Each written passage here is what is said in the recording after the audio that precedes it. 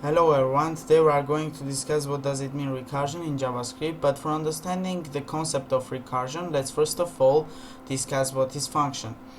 We can think that function is some type of variable in which you can write many codes and operations, you can just simply say that function is a container in which you can write many things. So first of all, let's discuss a simple example of function, then we will move on to recursion. So here, for initiating the function type variable, we just simply write in the same way constant, then the name of the function, which is f. Then we write function for JavaScript to understand that the type of that variable is function. Then in the brackets we write the arguments if it needs. Here we have two arguments, A and B, which can be any type of variable. Then in the curly brackets we write what the function will do. Here our function will console log the multiplication of A and B, A times B. So for calling the function, we just simply write the name of the function, and in the brackets we are giving to it some arguments. Here in this first example we have two arguments, two are integers, 4 and 5. So the multiplication of 4 and 5 will be 20, and in the second case we have 4 and the string variable hello. And how we know from the previous videos, integer can be multiplied with the string. So let's see what we will have. So we'll have 20 and not a number, as I said. Now let's move on to the main topic, or to the recursion.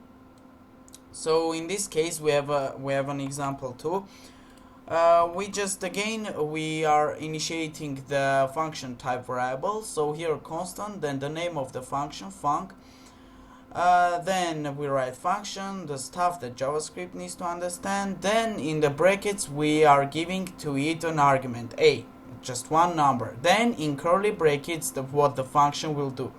So first of all, let's understand what we want to have. I want to give a number to that function, for example 5, and I want to get the sum of 5 and the numbers which are less than 5 till 0, like 5, 4, 3, 2, 1, which result will be 15.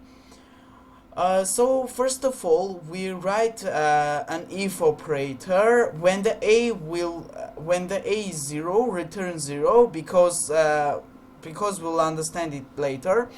So our function will return the number which we gave to it, the a. Then it will call the function with a minus 1. This part is the recursions, when the function is calling itself. So the function is calling itself, then again it's calling itself. So this concept we call recursion. Then it calls the function with a minus 1, which is 4. So here is the case. It checks in the if operator. If 4 is 0, then it will return 0. But in our case 4 is not 0. Then it will return the same, like 5 plus 4 and then plus 3. 3 it again checks the same thing. When it comes 0, it checks if a is 0, it's yes, then it returns 0. So that's all. So if we console log and we call the function with 5, we'll get 15, as I mentioned.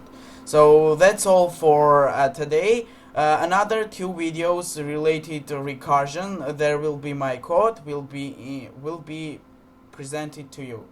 That's all. Goodbye.